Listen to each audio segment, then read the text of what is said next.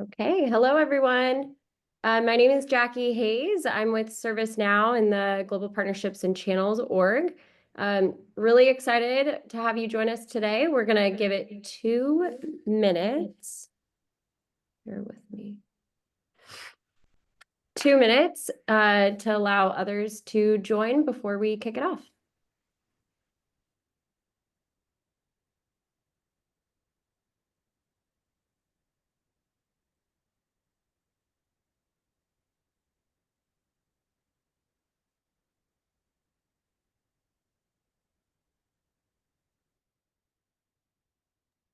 Okay, and as your moderator for today's webinar, as we're waiting to get started with the content, I just want to point out a few housekeeping items.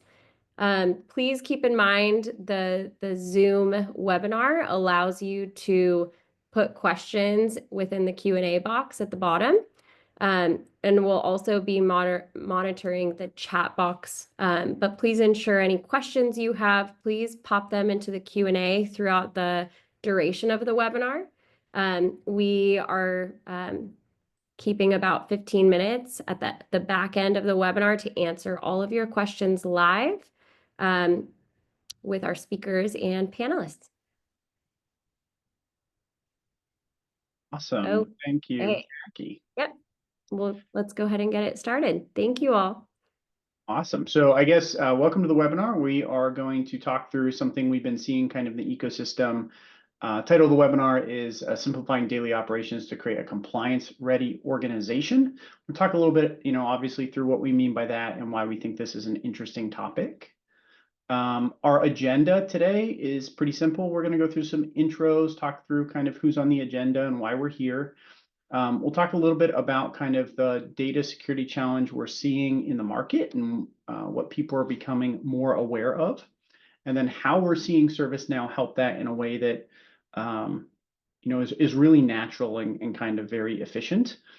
And then we'll talk a little bit about Sungrow's journey to kind of achieve the same thing and some of the really cool stuff they're doing to lead their industry into some really positive risk and security outcomes. So the thing, I guess, before we go to intros, we're seeing customers who are using ServiceNow as a centralized platform to manage work, naturally simplify and accelerate risk, compliance, and data security activities. And what we're going to try to do through here is talk through kind of what that looks like and why that's happening. All right, so I guess by way of intros, I'll start and then I'll hand it off to Spencer. So, I've been in the security and compliance space supporting customers as they evolve their security and compliance programs for a number of years, led a global practice kind of at a number of different organizations. And I'm really excited to have, Spencer here from ServiceNow and Michael from Sungrow. So Spencer.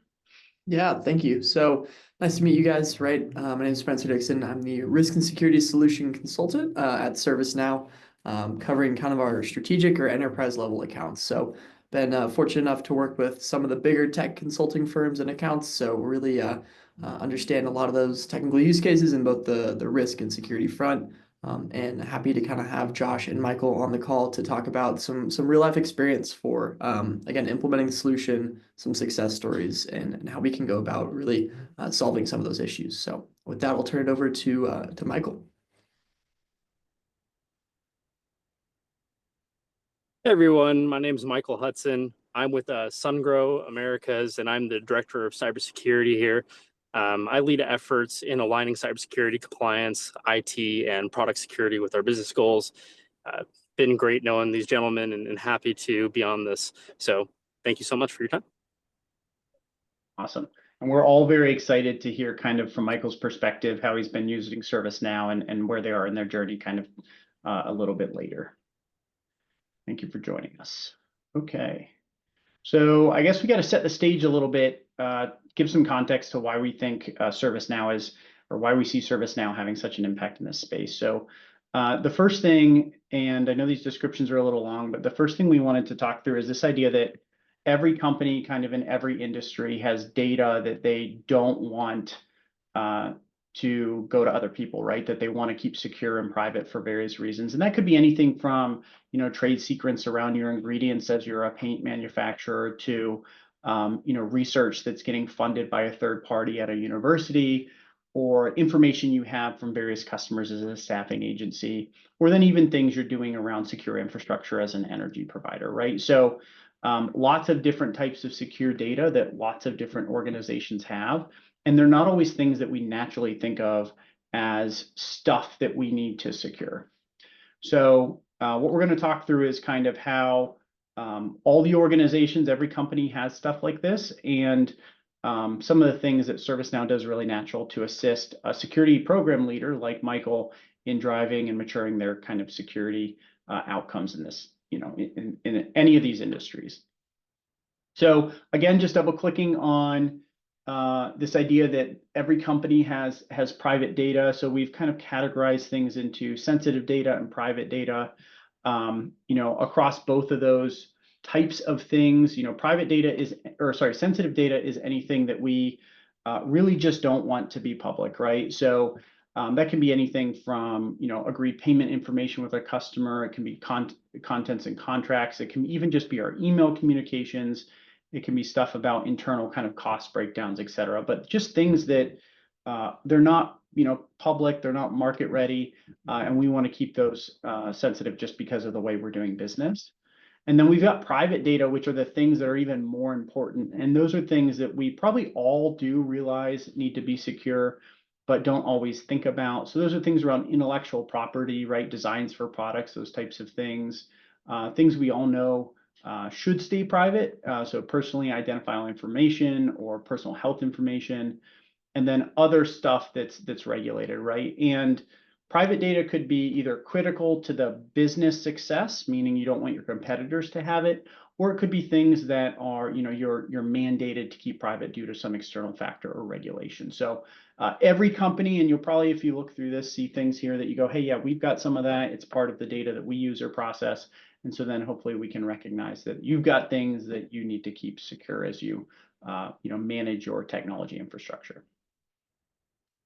I guess any comment from Michael or Spencer on this? I know that one of the things that Michael's going through right now is just helping build awareness in the organization around what things need to be kept private and are sensitive, as it's kind of an ongoing journey that never ends as a security leader, right? Yeah, definitely, Josh. And I think the big thing, right, is as we continue to get more innovation, more tools, more data being accessed, AI, there's a lot that's maybe not originally thought of, that now new processes need to be built out. We need to ensure those new tools, the access that it has to specific subsets of data is secure. So I think compliance is something that a lot of industries are focusing on moving forward as we continue to address the technical gap and the controls gap between the process and the tools that are currently being released. Yep, absolutely. And that's a perfect, I think, tee up for our next piece of this narrative, right? Which is, for somebody like Michael's trying to look across the organization and say, how do we keep all of these different types of data secure? The more segmented each of the business units is across different technologies and different processes, and the less formally documented or defined some of those processes are, the harder his job is, right? Because he's got to go then work in all these different silos to secure all these different things. And we're seeing this across kind of all the organizations that have security teams, right? That the more we've got going on and the more disconnected that is, the more complex it is. So if you look at this and you think that, HR and legal has stuff they have to secure, finance and procurement have stuff they have to secure, et cetera. Each of those business units have their own set of data they're using as part of their daily job that needs to be secured. And then it's all over spread across this environment. They're working in different ways. They're collaborating in different spaces. That makes any type of consistent security process really, really, really hard to apply. And I think this is something, Spencer, you probably see a lot with customers as they're coming to you saying, hey, how do we solve this problem?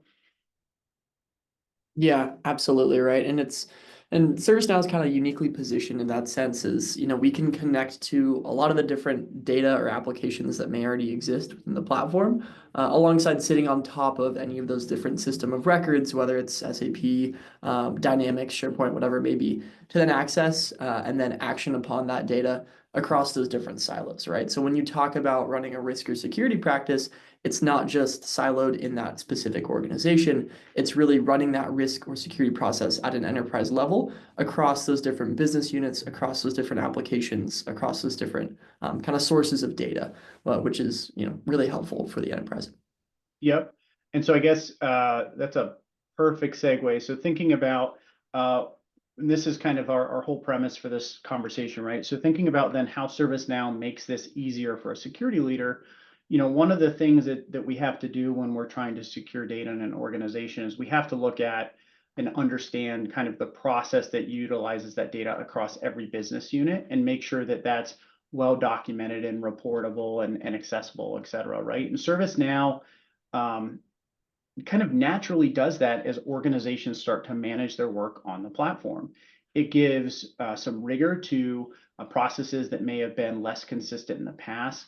It drives great reportability and accessibility to data, and it gives clear kind of controls around access. And so what we're finding is organizations that, for whatever reason, initially have many departments operating on ServiceNow, as somebody like Michael comes in and says, okay, we need to make sure we're doing the right things from a security perspective, that becomes a lot easier because there's not only can they potentially run their security processes on ServiceNow, but they also have some of the work already done, like 70% of it, for what they need to do to then define a security program across a specific business unit set of processes and data.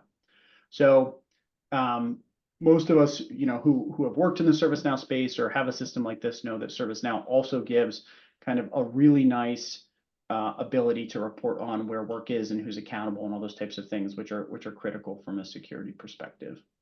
So I guess maybe stopping for a second, Michael, I don't know if you've got feedback on kind of how you guys are seeing this start to manifest in your ServiceNow journey, or kind of where you see it going in the future. Sure, I can talk to that a little bit. We've already seen a lot of growth from just bringing the different silos together. People may be working on certain tasks, even just the simple of, following up on that. Who's responsible for it? Is there anything happening in parallel that's connected to it? We've seen a lot of our processes that were either tracked manually or someone maybe out of the office with that information actually be put into an actual process everyone can follow along with. Just from that small basic aspect all the way to the vision of actually having a governance type of dashboard or a tool set that can help direct if we're onboarding something new or we're going through that process. There's knowledge articles. And so all of this to say that by having everything connected across the organization, we can achieve greater goals faster and in alignment much easier than we used to be able to. And we've already noticed significant progress in that since we've implemented ServiceNow. Yep, and that's an outcome that everybody's looking for, right? There was a survey, I think in 2023, so 2 years ago, but a lot of large companies were saying they felt like they spent about 18% of their kind of human capital, right, trying to manage either compliance or security outcomes across the different departments. And that's a really, really big number. It's almost unbelievable. So, you think about how much work that is, and then you think about some of these companies that are saying, hey, we want to make sure we're executing our security and compliance program efficiently with a small team. It becomes really critical to find some of these types of things that can really accelerate, how that works and to drive efficiency into that process. And I don't know, Spencer, if you've got kind of any additional thoughts on this before we move on. Yeah, I think again, I feel like I kind of spoke to it on the last slide a little bit, but again, this one really sums up spanning across the enterprise, right? Again, those different lines of business, the ability to access and those omni-channel engagement, right? Different ways that users can basically interact with the tool, but also just the ability to reference a lot of that data. I like to use ServiceNow an analogy of almost like an iPhone in a sense, right? As you kind of spin up new applications on your iPhone, you might take a picture, you might want to post that picture to LinkedIn, and then you might want to, text your buddy about what you just posted on LinkedIn. all Yep. 3 separate applications on one data model. ServiceNow is kind of that exact same reference there.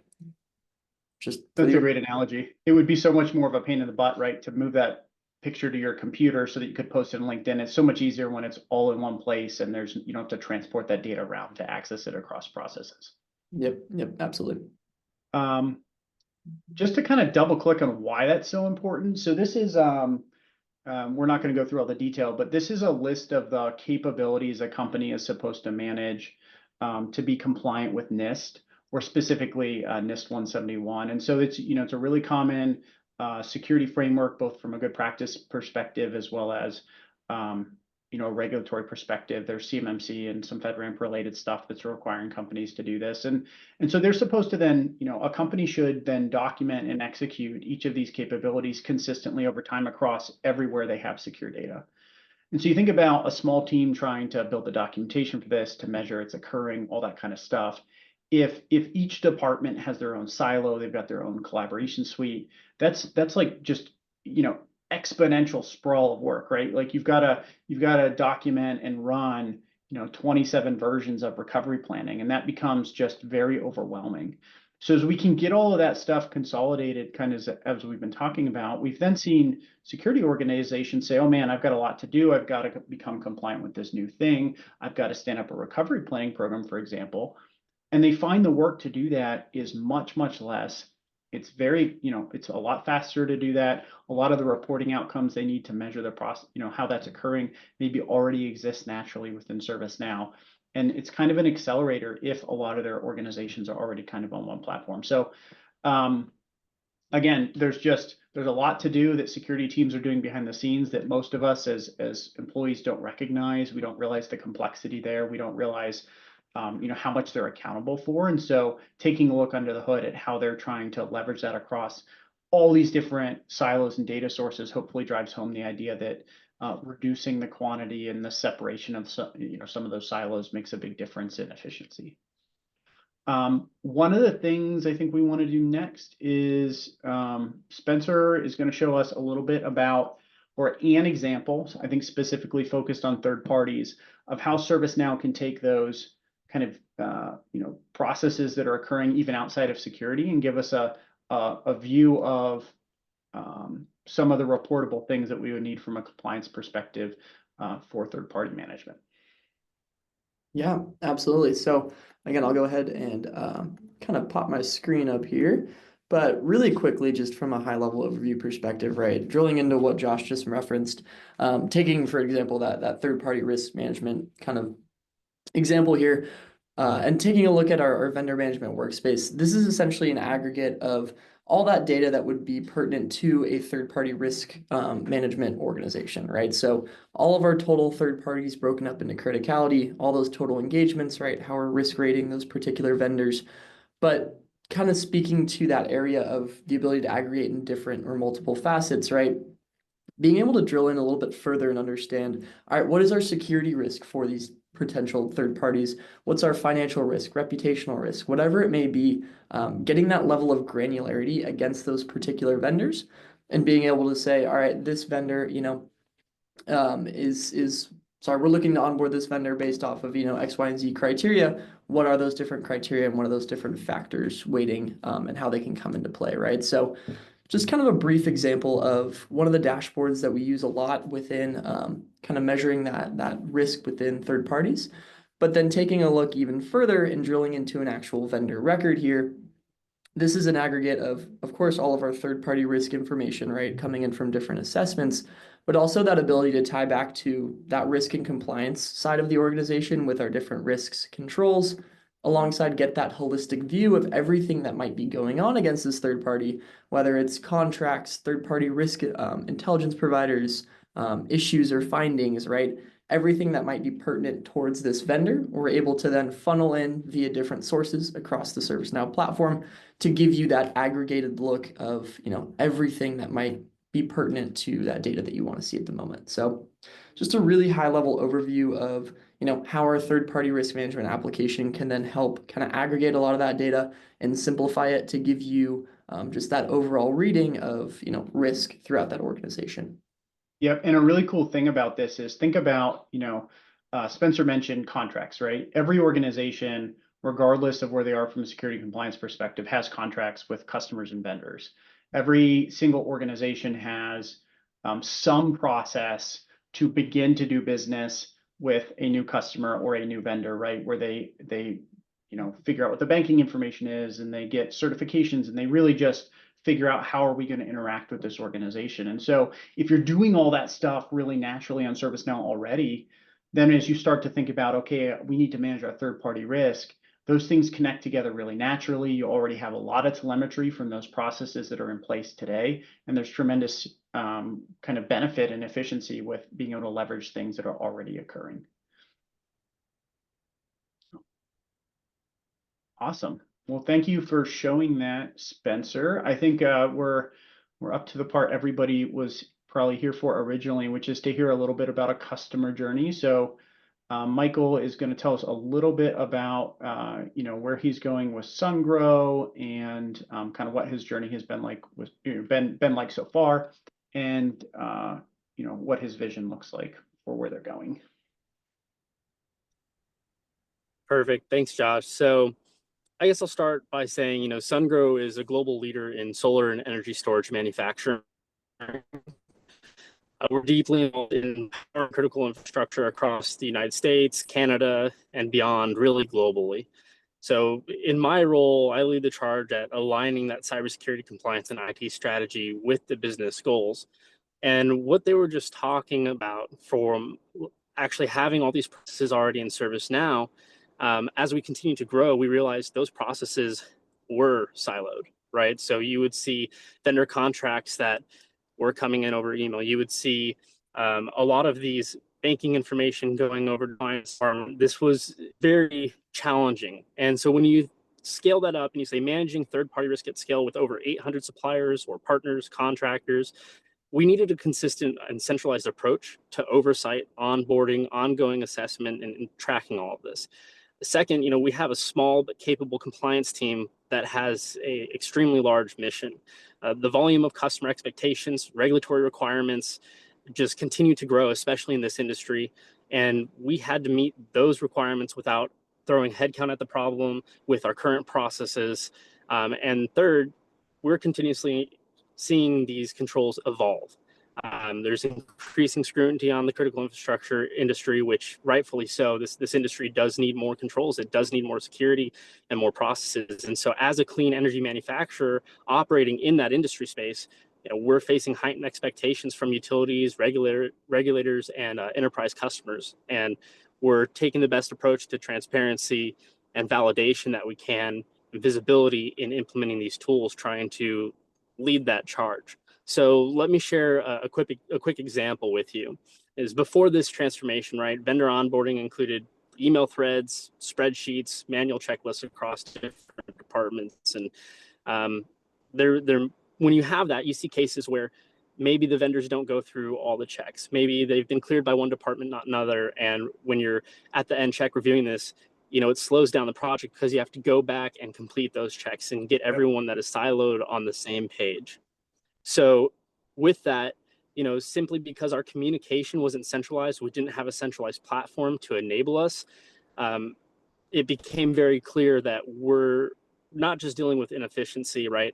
We're dealing with operational risks. And with that being said, that's why we partnered with ServiceNow and Workpack to transform how we manage this risk, this compliance, and our service operations. So far, we've rolled out ITSM, which has brought structure to our internal service management. It's provided a lot of insights, help us find deficiency, and actually help us streamline a lot of different things with our knowledge articles we've been able to share out and the new processes. Additionally, we were able to get third-party risk management. It helps centralize vendor intake, scoring, and due diligence, which you were just shown in that demonstration. Really brings everything to that single pane of glass, shows you your operational risk, shows you your vendor risk, and really helps you pinpoint where you need to focus. And those supplier onboarding workflows have been absolutely amazing in ensuring consistent, auditable, and adaptable processes from day one to streamline and fix any issues that we've had from silo teams. And so as we're actively implementing these things like vulnerability response right now to prioritize the threats and remediations that we have in a smarter, more contextual way, we're already seeing results from the previous implementations, right? Fewer missteps, greater visibility across the teams, clear, defensible process for supplier engagement and compliance tracking. And more importantly, right, our teams now are working from the same playbook, whether it's security, IT, legal, procurement, everyone is seeing the same data and drives those decisions with the same level of accountability. We're pulling in data from multiple different sources, right? So we mentioned contracts, we mentioned assessments, we mentioned whether it be certifications or insurance documents, whatever it is, right? We all have that pretty much on a single pane of glass. And so that's really what brings us to the bigger picture, is technology being the enabler and really helping us to execute the vision and deliver the real impact that comes from aligning cybersecurity, compliance, and business outcomes. So really, this was a shift in how we view risk, a shift in how we're committed to our customers, a shift that's not as a separate IT function, but as really a business capability. And that's really essential when you're trying to scale at large, especially in this industry. So while we're still in this journey, the progress has been real. And more than anything, this foundation is going to help us scale in a way that ensures we grow as regulations and demand continues to expect us to grow. Yeah, that's all I had, Josh. That's an awesome summary. I think you did this with a relatively small team, right? I think when we first started talking, you had a pretty kind of complete vision, and you were looking for the pieces of the puzzle to assemble for that, part of which was the technology component, right? So it's been, I think, it's been a really rapid, exercise, right? Where we've gone from no ServiceNow to lots of progress pretty quickly, and the team's been great to collaborate with. So thank you for talking through kind of what that looks like. Awesome. I guess, does anybody have any questions for Michael or Spencer or myself just kind of on this topic? Now is your time to enter questions and get some feedback about what we're seeing and how that has gone.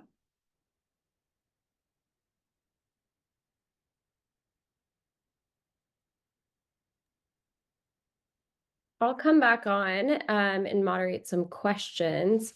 There was a question in the Q&A chat. It says, that's great that ServiceNow can do all these things. Can you speak a little bit more about the investment a customer has to make?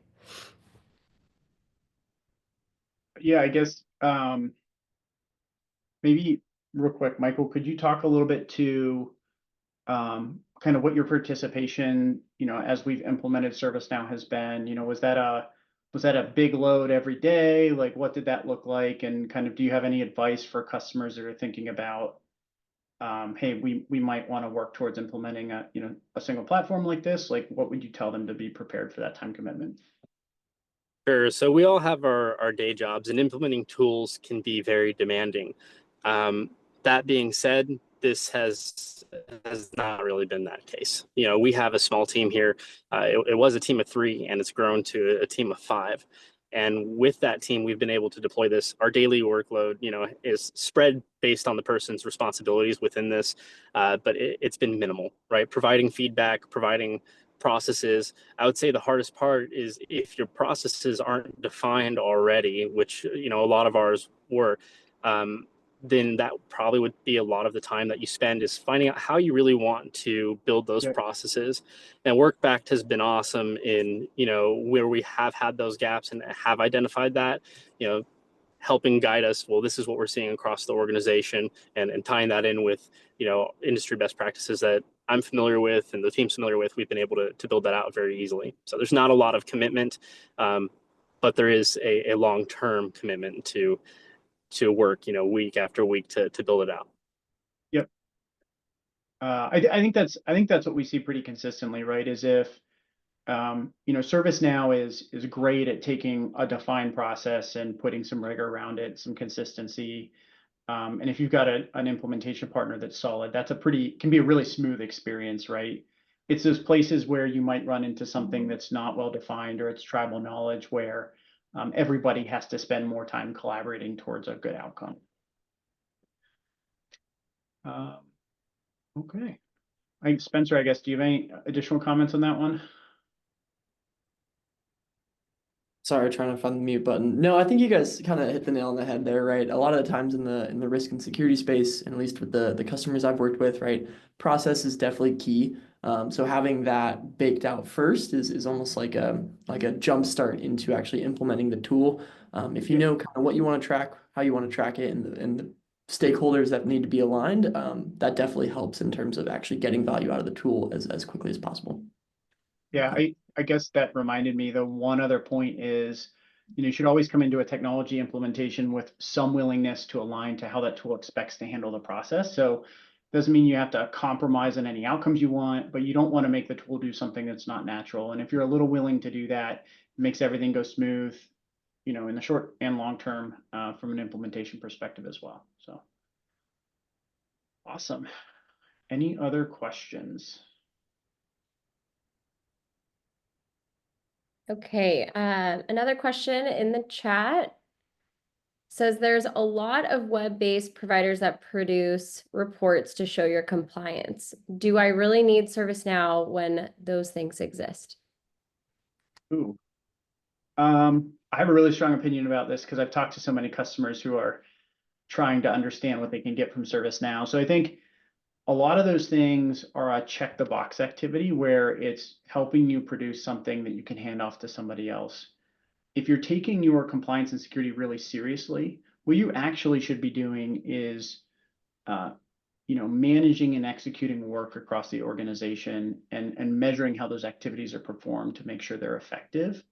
And so it's not something where you could just upload data to a tool and it creates a report. You need to be actively managing work associated with those good practices. And so ServiceNow has always been, they started out as like this work management platform that had workflow and assignment, all that kind of stuff. And it's grown into lots of areas, but that's primarily what it's excellent at, right? Is managing work assigned to people across the organization. And so as you're trying to manage the work associated with your compliance program, I think ServiceNow offers something that a lot of these other tools that just produce reports don't offer in the same way.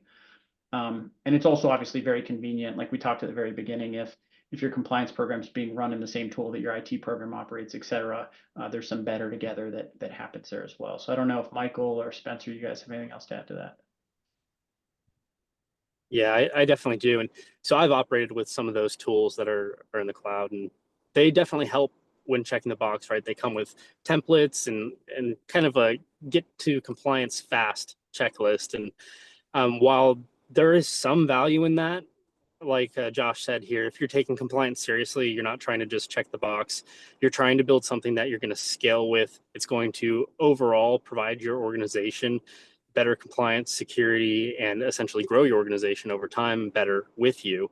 Then you need something like ServiceNow, something that is a real compliance system, I would say.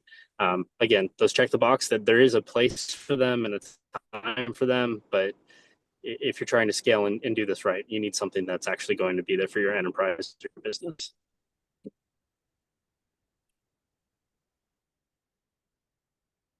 Awesome. Michael, one other question for you. Is there any, I guess, lasting comments or feedback that you could share with our audience here on how you were able to develop a business case for the stakeholders internally at Sungrow when going through and evaluating the tools that you think are best suited? In this case, you guys went with ServiceNow to meet the compliance and your organizational needs. I guess, do you have any lasting comments for the rest of our audience here as they begin that journey? Right. And this is something, excuse me, sorry, this is something that you definitely want to have key stakeholder buy-in across the organization before you implement, right? This ties in so many different processes and verticals that there needs to be alignment. And I think the best thing to do first and foremost is to socialize it, right? Socialize the overall plan, where the value is in having a tool like this, and try and see if you can get their buy-in first. That being said, this is something that provides value to every single team. So picking out, what value that would be to the team and mapping it back to the overall business objective or business organizational goals. that's huge, right? Being able to pull these compliance reports for our customers and get them, in minutes rather than in a week or 2 weeks to answer questions. Being able to track all of our third parties with the questionnaires and the responses and the risks, and provide that criticality to the organization to better act. If there is something that happens, a breach to one of these organizations, we can quickly identify that, right? That provides a lot of value to us to find out where our data is, what's happening with that vendor. And so you just really have to map the platform to the business goals and business objectives and how it's going to, save us time, save us money, save us effort, and really streamline all these processes. I think that's the best way to get buy-in with those key stakeholders. I could not agree more. And I think that that's like doing that due diligence up front makes the implementation go better. It assures everybody is on the same page around outcomes and that we're marching to the right tune. Like it makes everything better if you do that work up front. Beautiful. I don't see any outstanding questions that were not addressed. So unless there's anything else from our panelists, we can go ahead and wrap up here. So, well, thank you, Spencer, Michael, Jackie. It was wonderful to do this, and hopefully we get to share more exciting things in the future. Awesome. Thank you so much, John. Awesome. Thank you so much for having me. Spencer. Thank you, Michael. It was a pleasure. Thank you, guys. Thank Have you. a great day. Bye. Bye.